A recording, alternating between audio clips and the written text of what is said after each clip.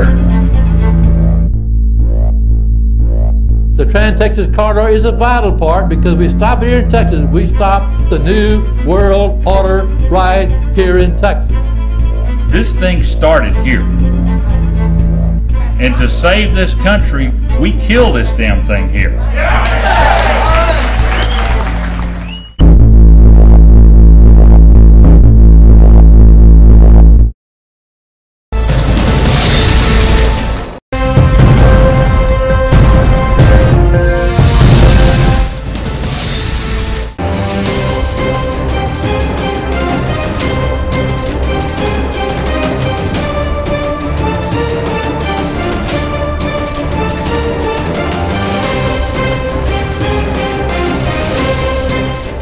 കേരളത്തിൽ വിവാദമായ ഗാഡ്ഗിൽ റിപ്പോർട്ടും കസ്തൂരി രംഗൻ റിപ്പോർട്ടിന്റെയും അടിസ്ഥാനത്തിൽ നടന്ന സമരങ്ങളും സംഘർഷങ്ങളും കെട്ടടങ്ങാതെ നിൽക്കുകയാണ്. എന്നാൽ ഇതിന്റെ സത്യാവസ്ഥ എന്താണെന്ന് അറിയാതെ ജനങ്ങളും സർക്കാരും മാധ്യമങ്ങളും രാഷ്ട്രീയ പാർട്ടികളും ഇപ്പോഴും ഇരുട്ടിൽ തപ്പി പരസ്പരം തമ്മിലടിച്ചുകൊണ്ടിരിക്കുകയാണ്. എന്നാൽ ഇതിന്റെ ഉത്ഭവസ്ഥാനവും പിന്നിലെ ചതിയും ആരും തിരിച്ചറിയാൻ ശ്രമിക്കാറില്ല. ഇന്ത്യയിൽ ആദ്യമായി international human rights new world ഓർഡറും ഡീപോപ്പുലേഷൻ അജണ്ടയുടെ രഹസ്യങ്ങളും പുറത്തു കൊണ്ടുവന്നിരിക്കുകയാണ്. We think about this time in American foreign policy. Are we at a special moment which is being redefined? Or are we creating a new world order? We're at a moment when the international system is in a period of change like we haven't seen for several hundred years. ഭൂമിയെ സംരക്ഷിക്കുക എന്ന പ്രകൃതി സംരക്ഷണത്തിന്റെ മറവിൽ എല്ലാ രാജ്യങ്ങളെയും വിളിച്ചു വരുത്തി അജണ്ട 21 ഒപ്പിട്ട് കഴിഞ്ഞു. ഇതിന്റെ ഭാഗമായി കോടിക്കണക്കിന് രൂപ പല രാജ്യങ്ങളിലേക്കും അമേരിക്കയെ മുന്നിൽ നിർത്തി ചില രഹസ്യ ഗ്രൂപ്പുകൾ നിയമം മൂലം അജണ്ട 21 നടപ്പിലാക്കാൻ കോടിക്കണക്കിന് ഡോളറുകൾ ലോകരാജ്യങ്ങളിലേക്ക് ഒഴുക്കിക്കൊണ്ടിരിക്കുകയാണ്. പ്രകൃതി സ്നേഹികളും ഈ ഗാഡ്ഗിൽ കസ്തൂരി രംഗൻ റിപ്പോർട്ടിനെ സ്വാഗതം ചെയ്യുകയും ചെയ്യുന്നു.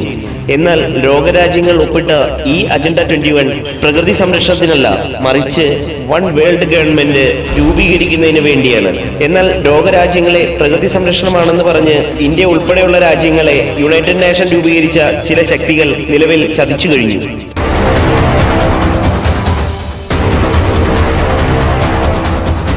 2017 ലോകത്ത് ഒറ്റ കറൻസിയും 2020 ലോകം മുഴുവൻ ഒറ്റ ഭരണവും നടത്തുന്നതിന് വേണ്ടി ഈ ശക്തികൾ അമേരിക്കയെ കൂട്ടുപിടിച്ച് സേവ് ദ എർത്ത് എന്നതിന്റെ ഭാഗമായി അജണ്ട 21 എല്ലാ ലോകരാജ്യങ്ങളെയും ചതിയിലൂടെ ഒപ്പിട്ട് കഴിഞ്ഞു. ഇനി ഇന്ത്യൻ സർക്കാരോ കേരള സർക്കാരോ വിചാരിച്ചാൽ ഈ നിയമം തടയാൻ സാധിക്കുകയില്ല.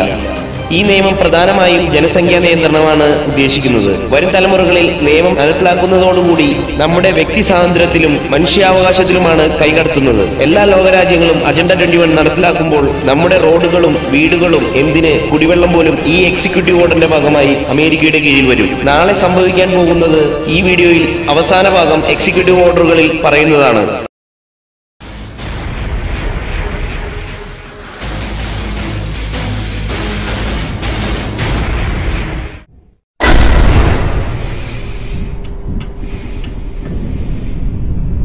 The time for our leadership is now. It was the United States and the United Kingdom and our democratic allies that shaped a world in which new nations could emerge and individuals could thrive. And even as more nations take on the responsibilities of global leadership, our alliance will remain indispensable to the goal of a century that is more peaceful, more prosperous, and more just.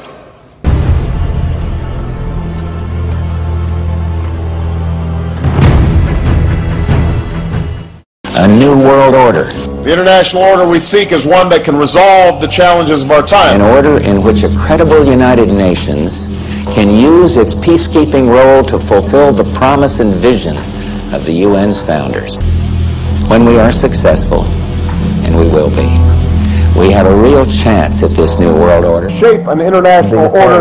A new world order. A new world order. Look, this isn't a conspiracy thing. They like the idea of a global government that sort of micromanages everybody. Good evening, everybody. President Obama and British Prime Minister Gordon today calling for a new world order to tackle our global economic crisis. There is a global meltdown coming. It is a global depression, and one world currency and one world financial system is the end game.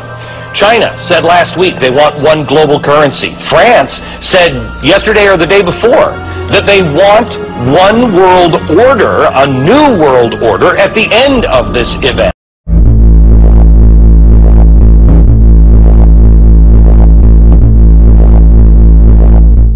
Prime Minister Rudd has unveiled an ambitious plan to create a broad Asia-Pacific community by the year 2020, which would include the United States and India.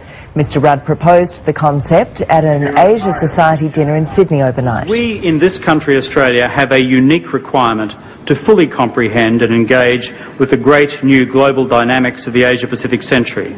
Not partially, not marginally, but fully.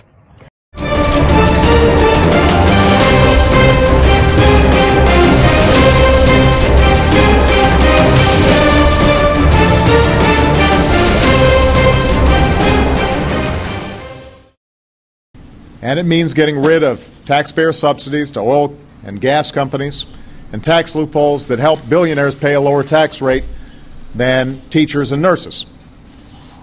I've said it before, I will say it again, we can't balance the budget on the backs of the very people who have borne the biggest brunt of this recession. Everyone's going to have to chip in. That's only fair. I'm going to ask you, friends of ours that live in France have a medical card and there is a chip on it that has all of their medical information from birth to whatever age they are. That scared me. You can get, if you have the chip, you can carry the records with you. They can stick it in a computer. They can know all your situations. If you get been in a terrible car accident and you can't tell them anything, you have that. The doctor has the information. They know.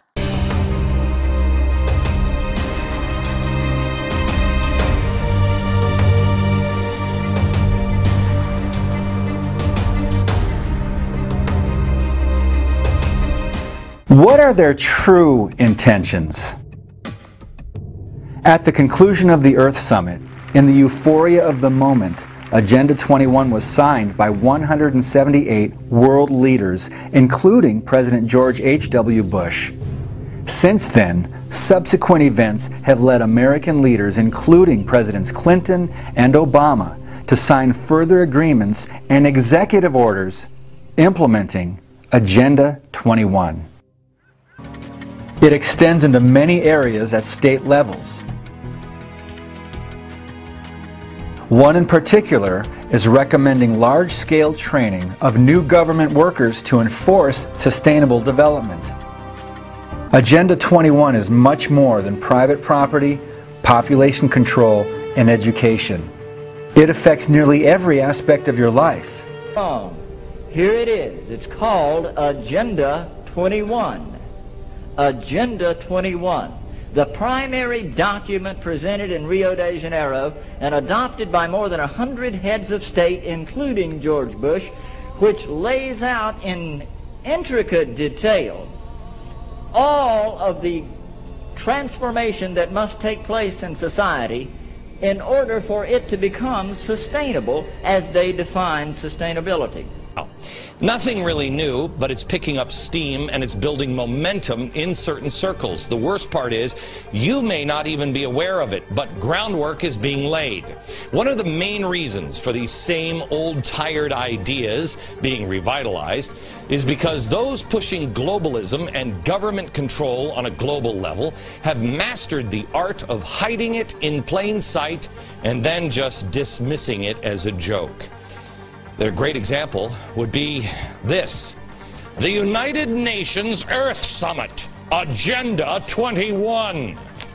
Now, it has been adopted by more than 178 governments. I believe there's only 191 on the planet. Reading through the pages, it becomes clear sustainable development is just a really nice way of saying centralized control over all of human life on planet Earth. And living conditions will be intolerable. The droughts will be so bad there'll be no more corn growing.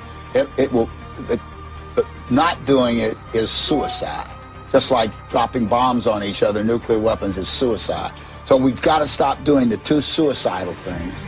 which are hanging on to our nuclear weapons, and global and then after that, we've got to stabilize the population. When I was born, there were what's wrong with the population? I mean, with too many people.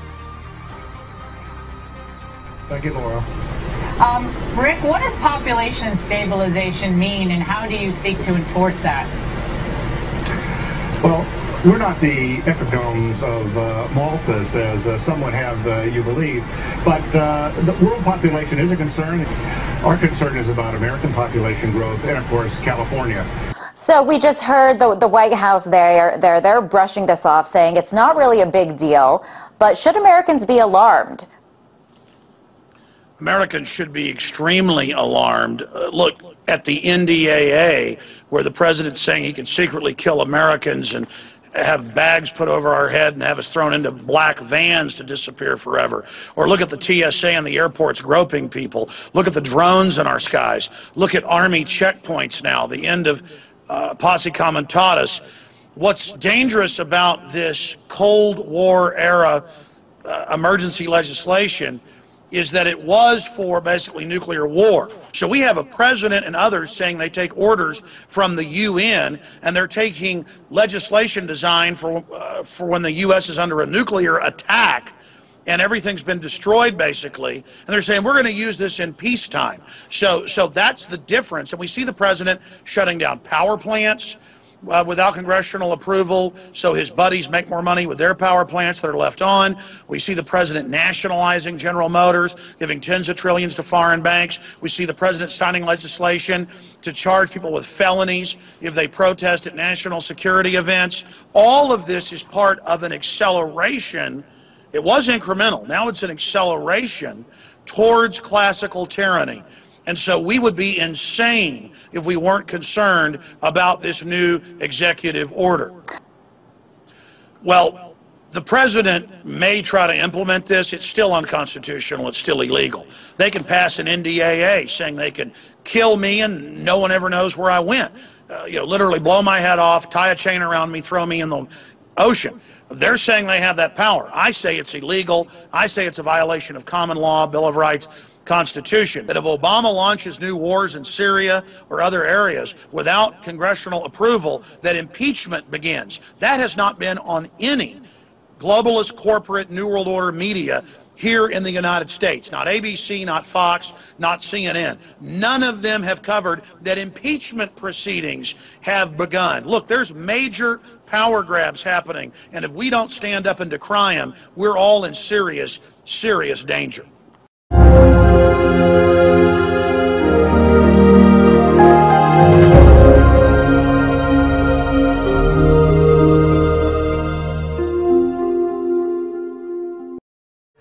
Executive Order 10990 allows the government to take over all modes of transportation and control of all highways and seaports. Executive Order 10995 allows the government to seize and control the communication media. Executive Order 10997 allows the government to take over all electrical power, gas, petroleum, fuels, and minerals. Executive Order 10998 allows the government to seize all means of transportation, including personal cars, trucks, or vehicles of any kind, and total control over highways, seaports, and waterways.